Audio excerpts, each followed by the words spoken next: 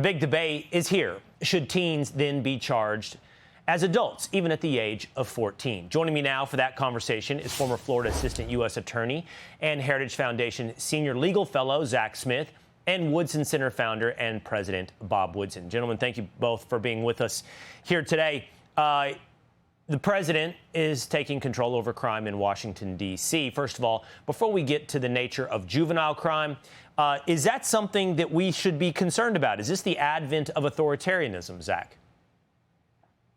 No, absolutely not. And thank you for having me on the show this afternoon, Will. Look, the framers of our Constitution envisioned and contemplated that the federal government would maintain control of the seat of our federal government, that the federal government would have the final say on what happens in our nation's capital.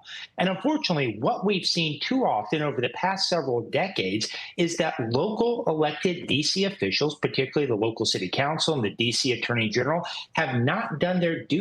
They have implemented policies, passed laws that have made our nation's capital less safe. And so I applaud President Trump, I applaud Judge Jeanine and others who are working to reverse that and really fulfill the vision that the framers of our Constitution had, that would ultimately be federal officials who help maintain control of our federal capital city.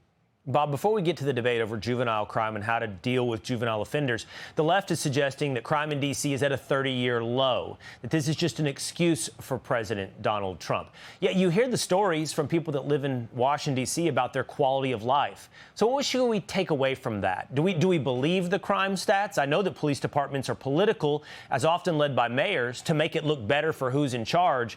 What do you make of the real state of crime in Washington, D.C.? If you have been mugged or injured in any way, you don't care what the statistics are. As far as you're concerned, the injury to you is all that counts. And people in these neighborhoods are living in fear every day.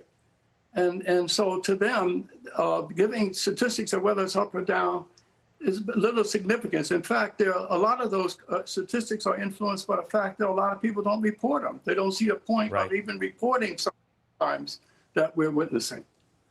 All right, let's get to this. Go ahead. I'm sorry. Well, no, Bob, I was going to say, let's get to this debate over juveniles. Part of the solution package to deal with crime in Washington, D.C., it's been suggested that offenders as young as 14 years old should be tried as adults. Now, there is no doubt we have a problem with juvenile crime. I think on that, both of you agree. The question is, can this be solved by trying 14-year-olds as adults? Zach? Yes, in some cases where that's appropriate. And look, that's not uncommon. Most states, the majority of states, allow for juveniles to be charged as adults in appropriate circumstances.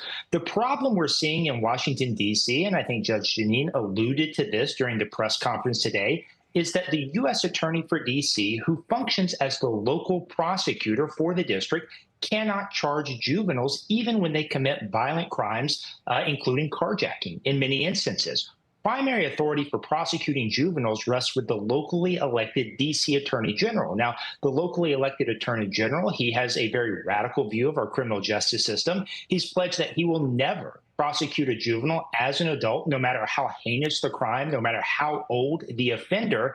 And what you're seeing as a result is gangs are going out recruiting very young individuals to commit very heinous crimes because they know under the D.C. Attorney General's prosecution regime, those offenders, if caught, will only receive at most a slap on the wrist. It's a terrible thing to see happen. And what do you say, Bob? I agree. I think the attitude of the officials in D.C. have been far too permissive. But also, D.C. is unique. Unlike other states, they don't have a county jail or a state jail. Once a child is convicted and they go right to the federal system, I think we have to decide whether we want to be tough on crime or do we want to be effective in reducing juvenile violence. And I don't think we can be effective by remanding juveniles to the adult system. But there are some moms of 12-year-olds who were guilty of carjacking who even requested that the authorities arrest her son because she's lost control. And they didn't listen, and he wasn't detained, and as a consequence, he was shot to death. So on the streets, people really desire to have control, but there has to be a middle ground between charging them as an adult and also putting appropriate measures in to restrain them. And I think that I propose a third way of doing that, which is neither just incarcerating them as adults or being lenient either. And I think the core issue is a conversation you and I have had on a couple of occasions, Bob. If you're going to solve youth crime, you've got to solve culture and family. Ultimately, that is the failing that allows a 14-year-old to end up on the streets committing adult crimes. Zach, Bob, thank you guys both for being with us today. Thank you.